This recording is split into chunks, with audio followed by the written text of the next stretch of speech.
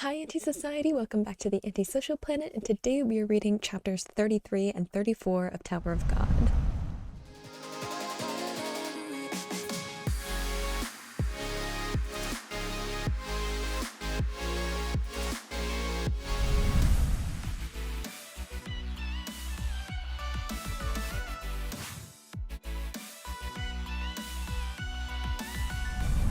So in the last couple of chapters, we got a pretty important piece of information regarding Anak, in that she's not Anak, she's the daughter of Anak, but Anak, her mother, was a princess of Jahad, but Anak now isn't actually a princess of Jahad, probably? I don't know if it's an inherited trait, but she's not, but she's pretending to be, but she's collecting the weapons because she has the Black March and the Green April, so maybe there's a lot of mystery around Anak and what exactly is going on, but the important thing is that at the moment she is going through some of her training. We have her on these pillars fighting with her aunt, I guess, because the princesses of Jahad are kind of her aunts, but again, it's not a genetic thing, so I don't really know. Anak seems to have a little bit of animosity towards the princesses of Jahad. I feel like maybe there's a connection to her mother dying and that being something that is wrapped up with the princesses of Jahad. Some of it seems to be that she has a very strict view of what qualifies as a good attribute of being a princess of Jahad. If you don't fit those criteria, you can't be one in a kind of way. So I feel like in some ways she just feels like if you don't have those traits, you don't deserve to have the title, regardless of whether or not you have it or one of these special weapons. So there's a lot of drama and mystery and stuff going on. Kun figured out some of that when he was doing his research for his classes. So we have some drama happening while people are just kind of going through their basic training and stuff that we're kind of in at the moment with people going to their classes. So definitely something that I have been waiting to be able to actually sit down and get back to the story, because I feel like something really important is about to happen. So let's just get into chapter 33. Chapter 33, I see the three eyes again, which was on, oh, what's her name? Oh, I feel so bad. It's been weeks since I had to record one of these episodes. The princess of Jahad that Anak is fighting, her aunt. What's her name? Hang on. I know if I go back one chapter, I can definitely find it. And Dorsey's pen had the three eyes on it. Okay, anyway, so Jahad, we already knew was the king, but he was the first to make a contract with the tower administrators. Interesting. I would have thought that the administrators had some kind of the king was above the administrators, but maybe I'm oversimplifying the hierarchy of the tower. Okay, worshipped them, protected people, gotcha. Not a single princess was part of Jahad's bloodline. I thought that would be the way that it was, because earlier on I was it feels more like it's something like a title, position within the hierarchy of the tower, or within the king's, I don't know, court hierarchy, whatever, as opposed to being related to the king. It seems more like they are warriors who get the title of being a princess of Jahad as part of what their position means, as opposed to relation. So they're all from the 10 great families. We've talked about that before, because we have Kun, who's part of that, and Lorraine, also part of that. I feel like there was another one, but maybe I'm just remembering in Dorsey. But it looks like we have symbols of all of them, because isn't this one Kun's? Because that's on the bandana thing that he has. I don't know if I recognize any of the other ones. These three all have kind of similar design. This both have kind of similar design. This one I know is supposed to be probably water and then light glinting off of it, but it still has a similar thing, whereas the other ones seem very distinct. This looks a little bit artificial womb-esque, which makes me a little bit nervous. Restrictions. Okay, so we're getting some rules about how you can be a princess of Jahad. Gotcha. So making love off the table, which would also say you can't have a child. I mean, maybe there's lots of different I don't know, creatures, species in the tower. I don't know how they have children, but no children, which we know that Anak broke because she has a daughter. Good point though. if you're giving a bunch of power to people like specifically because they are chosen, and then like they pass that power on to people they give birth to, like it's not a huge deal if you have like one child or even two children, but then like they have children and they have children, and then it like multiplies to the point where like the power gets like passed around a lot, but it also gets diluted over time. So, or it could like mutate. So I guess like if you want to keep control over the power you've like decided to give to someone, then like controlling whether or not they can have children is, you know, part of keeping that control. Wasn't there a thing about shoes? Like a joke that was made earlier with like Endorsi and Anak, like when they were in like the cafeteria? I feel like there was. Okay, so first Anak, the original Anak, became a princess of Jahad and then became a ranker, and that's why she had the green April. And I'm assuming that this Anak has the green April because like it was her mother's and she just kind of like acquired it after she died. I guess it kind of puts into perspective like why Jahad would just like order someone to kill Anak, because like he doesn't have any blood relation to them. Like they're basically just like they were saying, like something that he owns, like a pretty thing on display that he owns. So when they don't behave or they're not like functioning the way that he wants them to, he can just get rid of them and replace them. Kind of puts into perspective why Anak might be a little bit angry. Might have some anger towards the princesses of Jahad and Jahad in general, you know, if he ordered her parents killed. And who knows, like, how, I mean, maybe we'll get some backstory, but like how much of that she witnessed or like was a part of. I wonder if because of this rumor is part of, like, is it just a chance meeting that Endorsi is also going up the tower in like tandem to Anak? Or did Endorsi specifically, like, she wants to become a ranker anyway probably, but like, is she also going up the tower to like follow this rumor? There was someone who asked her to give up the crown game. Was it Rachel? Because Mom? See, she's talking about wanting to meet her, so I'm assuming that there's something else involved with it. You're not gonna tell me? Rude. Are we in flashback? Looks like parents are fighting. Looks like it wasn't, you know, happily ever after, which is sad. Does seem like maybe they fight often, which is also unfortunate. We were tricked. Oh no. But I would like to know if it's actually that or if she's just bitter, you know, because we're only seeing her side of the story, you know, and she's a princess of Jahad. I'm assuming she's a pretty good fighter, being able to defend herself and stuff like that.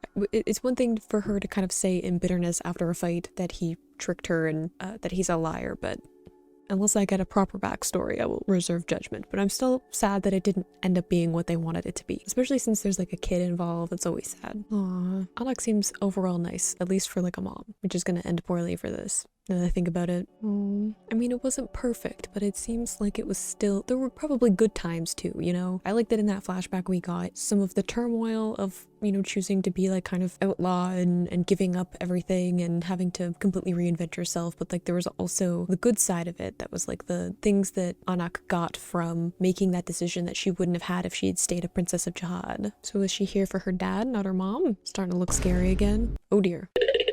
I don't know if like her rage will be enough to go up against Endorsi though. Like Endorsi is like legitimately a really good fighter and like probably has been trained a lot. Like I don't know how much this Anak got trained, because like probably like was her mom thinking she would be a princess of Jahad eventually? Was she thinking that she needed to train her? Like Anak seemed pretty young when, you know, we got the flashback. I don't know how young she was when her parents were killed, but like I'm not sure how much actual training Anak has and if it compares to what Endorsi has trained through. Oh, I guess that's true too. This Anak, this one, Anak the second, I guess, would also have whatever powers to some extent that the princess of Jahad have, because her mother like gave birth to her, so she doesn't have to like go through the normal process of getting those abilities by like through like the king and stuff like that. Also true, like other princesses of Jahad have to work to earn that position, like it has to be given to them, whereas Anak was just born into it, which is a whole other, which is what I kind of like about like the whole princesses thing being more of like a given title as opposed to like a birthright, is that like most of the time you're just like you're born a princess or you aren't, like you're born into a high position or you aren't. Whereas like this, at least, I mean, I know it's from like the great family, so there's still like a weird hierarchy class thing to that, but also like you have to earn that position. Having someone who comes in and just kind of has those abilities and already has the green April, like didn't have to become a ranker and prove themselves in the tower to make that happen. Like I can understand why there would be animosity on Endorsi's side too, and like probably the other princesses as well. Uh-oh, did our heels break? I mean, we've gone over why you shouldn't fight in heels before. Oh, she was aiming for the shoes. That's what you get for having a weak point. Uh-oh. She just like grabs onto Anak. Oh dear. Not exactly dignified, huh? Oh no. They going down. I thought maybe she grabbed her like tail or something. They going down together. Not exactly a big epic showdown for revenge, was it? All others are doing nothing. Like the rest of the people are just like standing on these pillars because they're like fighting. You have a better chance of like falling off of one of the pillars. So everyone else is like not getting involved, and then there's just like Anak and Endorsi being a chaotic mess. Oh, did they fall? Are we gonna have an actual conversation maybe? I'm wondering how like well Endorsi knew Anak, like the mother. It's gonna be really hard to keep them separate because it's hard to like judge age. I think like they said Endorsi's younger. Yeah. So if she's younger than this Anak, then she probably didn't actually meet Anak the first. Oh dear, get another flashback. The art style shifted a lot. I think part of it's because of the lighting, but it definitely makes it seem more like stark and, I don't know, a little more disjointed. This is only gonna end in heartbreak. Just feel it. Oh no. Oh, don't smile and wave at the end like it's nothing, because it's gonna be the last memory, probably. I mean, it's probably good that the last memory is like a smile, but did she like run back to her? No. No. I'm like already starting to get emotional. Getting a glimpse of the dad. I love the blur to kind of be like the tears. It's a good effect. I mean, sometimes there just isn't a clear answer. I think that makes me think that like Endorsi, like for all of her posturing about like wanting, like working so hard to become a princess and like getting what she wanted, that there's something unfulfilling about being a princess of Jahad for her. That like she wants to know that if she left for whatever reason, you know, because of breaking the rules, that she wouldn't regret it herself. Like it would turn out better for her than where she is now, which is an interesting bit of foreshadowing perhaps, but let's move on to the next chapter. Chapter 34. I don't know, my brain shut off. I was literally looking at the number, but it looks like we're going back to Bomb's classroom with the weird rice goat teacher. Are they trying to pop the balloons with Shinsu? That's like a very controlled thing too. Like it's not just kind of like generally using power like outward. You have to like specifically like aim, I would assume. Like it's like pop one of them at a time instead of just like letting a bunch of energy out and hoping that it works. Wait, someone did correct me that Ko is a boy, I think. Because I think I said she referring to him, but it isn't. I believe in you, Bomb. You got this. Even though he like just figured out how to do it, but he's got that whole like protagonist prodigy thing going on. Why does Lorraine look so intimidating in this panel? So Bomb has 2 as his limit as well, and Ho is relieved that Bomb hasn't surpassed so much, because Ho is the one who was like a little bit shocked when Bomb just like could figure out how to use Shinsu like right off the bat. Seriously though, like why has Lorraine got some like, I don't know, he just that's like an aggressive way to look at someone, literally down your nose. Aw, is Lorraine helping out Bomb? I love that he's kind of like passive aggressively helping. I love that, where it's like Bomb helped him find his pillow, so he gets special lessons. The sacred pillow. Like the angels in the background. I love Lorraine. Confidence. I mean, I guess that would be kind of like a thing where it's like if you help out people around you in like the same class as you, you're basically like helping your competition. Like I think only 2 people are passing the wave controllers class, if I remember correctly. So if you're helping someone figure that out, then you are like bringing down the odds. But Lorraine seems to be very confident that he will be okay regardless. Why does Ho not want to be there if Kun is there? Also maybe some foreshadowing. And I feel like Lorraine knows something about it because we have a panel here with him, even though it's like Bob and Kun that are talking. Looking a little bit angry. Is it because Kun's one a part of the like great houses? Or is it because Lorraine was so confident that he was gonna win and now Ho's like, I'm gonna prove you wrong? Leotard girl being ominous. Uh-oh, they might fail the test. Is it because they fell and are just sort of like squabbling? I mean, they were kind of just talking at the end, but they seem to have gone off book a little bit.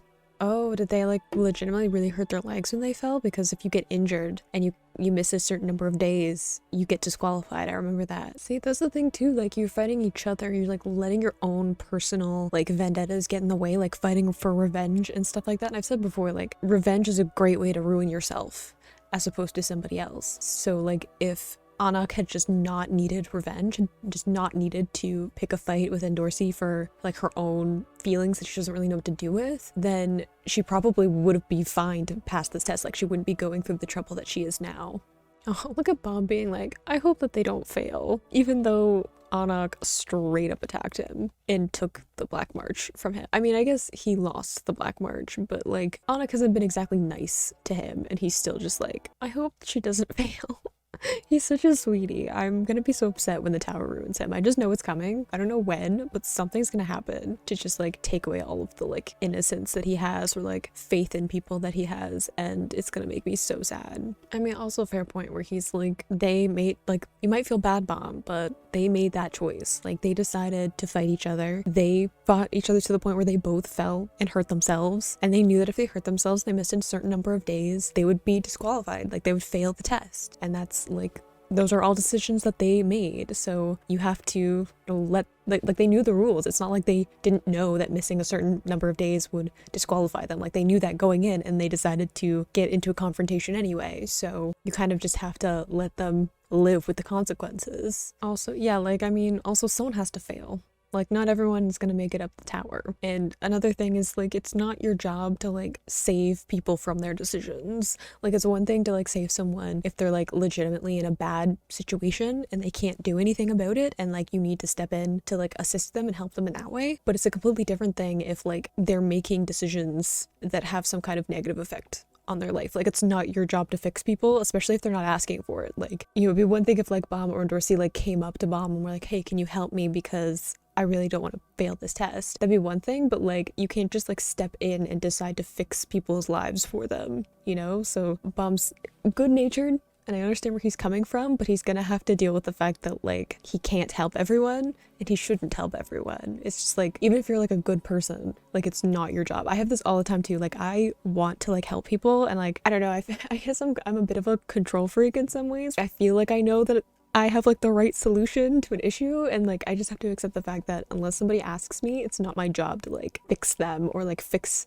what I think is a problem when it's like not my life. So I totally understand where he's coming from, but I think Kun has the right mindset in this instance. Yes, the god, because we have a king, we have a god, we've got a lot of other things going on. It's complicated. Are we going to interfere anyway? After I was like, good point.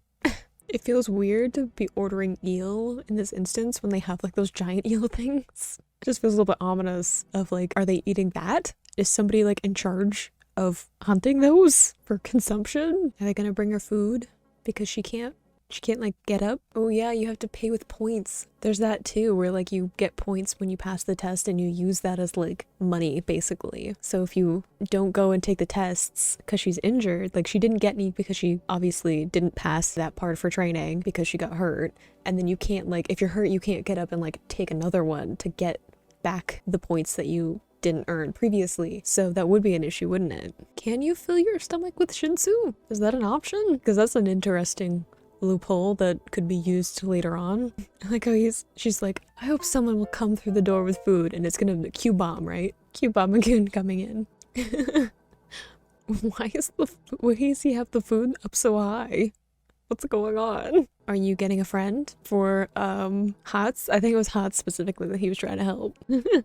I like how she's like very nonchalant, and then she's like reaching out. I can definitely see like this being Kun's plan though. Like, Bomb would never think to like bribe someone with food to like get them to help him. And then Kun's just like, it's fine, just put food in front of her and then refuse to give it to her until she signs the paper.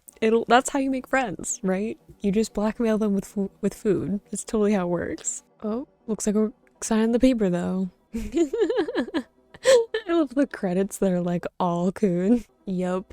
Definitely the mastermind of this whole endeavor. I mean, you're not first because you refused to sign it. I'm just saying, like, you're last because that was your decision. Uh-oh. Did we drop the food? Oh. Is Shibitsu trying to blackmail Anak too? This seems like a bad idea. I like how lower it before like, you're just like, okay. I'm like, yeah, I don't think Anak will flinch at being given an ultimatum. I think she'll just be like, no, give me the food. The end.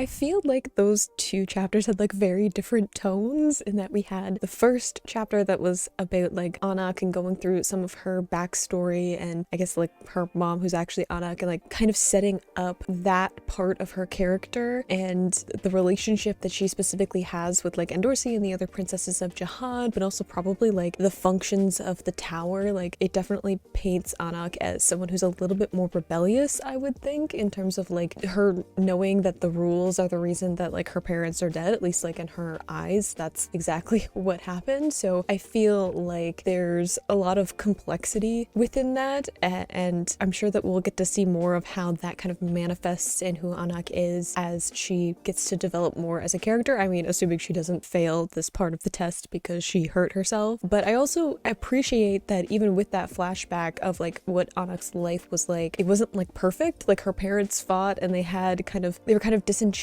by what happened, because it's like one thing to say like, oh, my life will be better when I do this, when I go here, when this happens. And it's another thing to like actually find yourself there. Like it seems like probably her dad said that he was rich or something, and that's part of the reason why her mother ended up agreeing to marry him, to like run away, because he would be able to support her and the child once they left, when she wasn't a princess of Jahad anymore. So there's kind of like complexity to that. It wasn't like, oh, it was a wonderful family and only good things happened and her life was perfect and then it got completely ruined. Like I appreciate that there's more complexity to even that part, where it's like not even clear like whether or not she had like a good childhood is beyond the point, you know, like it's kind of like whether or not her life would be better or worse if her families had lived is like, if her parents had lived is like besides the point in this instance. It's like someone decided to kill her parents just because they broke a rule that they made up. Like, you know, like Anak's parents broke something that, like a rule that the king of Jahad invented to guard his own power. Like that's the conflict. It's not whether or not like her parents were perfect people or anything like that. So I like that was kind of the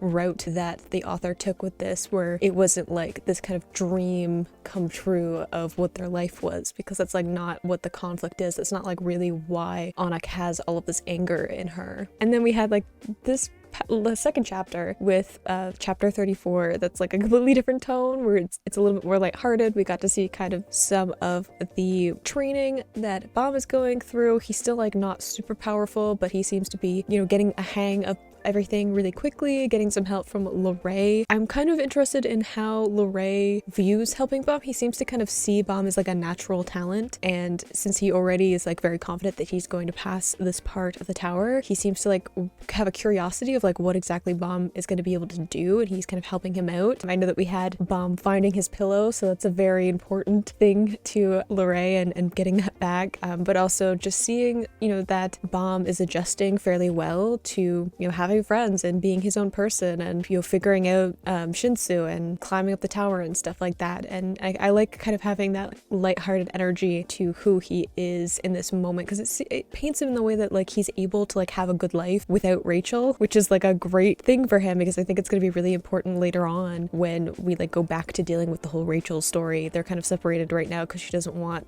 to like interact with him. I like that we're able to set some of that up and just have like some fun with what's going on. But I also find the conversation that Bam and Kun had about like how much influence you can have on like other people, like the fact that Bam was like, I feel bad that some people are gonna fail, and Kun being like, some people failed so that you could get here. Heck, some people died so that Bam could get here. Like the first challenge on Evan Kell's floor was like half of the people were killed. Like that's part of what happened. So for Bam to be like, well, I feel bad about this instance, is like not fair to be like for like to make a special case in this instance, because like he knows them or he feels bad for them or whatever, and like not feel bad earlier on. And Kun being like, well, someone has to fail. Like the only way that we're making it farther up the tower is someone has to fail. Lots of people have to fail for you to succeed, and you can't save everyone. And honestly, it's not your job to like save everyone. That's kind of what I was touching on, of like, you know, sometimes people make bad decisions. Sometimes they do things that they shouldn't do because they get caught up in the moment moment, or they like let their own feelings get in the way, and it's not your job to like make their life better for them. It just isn't. So I like that Kuna being kind of the voice of reason. He's a little more cynical than Bomb is. I mean, a lot more cynical than Bomb is, but I like that he kind of gently was like, you have to accept that some people are going to fail. Like, that's something you have to be okay with now. And having that contrast with Bomb, like really making friends and having a good time, like I was saying, kind of this lighthearted energy. It's gonna end with like only a few people getting to continue. Like, he's gonna meet all these people and get to know them and like spend time with them, and then they're not going to make it farther up the tower. He's gonna be with like a smaller group of them. And honestly, like, I don't know how many people are allowed to become rankers at the end of this, but like there's a high chance that he's gonna have to be on his own, like in the near future. Like, even Kun, that he's become quite close friends with, won't be able to help him all the time if it's like one person gets to pass, or that they get pitted against each other in some way. Like, who knows what will happen in following chapters. I mean, you guys have read some of it, so you probably know, but like, that's kind of the mindset that you have to keep, you know, in the back of your mind somewhere, that is the way that the tower works and the way the challenges work. So it's okay to make friends and help each other out and stuff, but it's also, you know, you have to accept that you can't just feel bad for people who are going to fail and not make it, because lots of people aren't going to, and that's just like the way that the tower works, and you have to find a way to be okay with that. So I like that we got kind of a mixture of tones with what's going on, that it was a nice balance between like the more serious and emotional stuff and kind of setting up, foreshadowing some stuff that's going to happen later, I'm assuming, and then kind of more lighthearted comedy and stuff like that. So this series has always been funnier than I thought it was going to be, so I always like that we're able to kind of balance things out. It's a nice breather from some of the heavier stuff that was going on. You can click this playlist to go and see my previous reactions, or you can subscribe so you don't miss the next time I post a Tower of God video, and I will see you in the next video. Bye!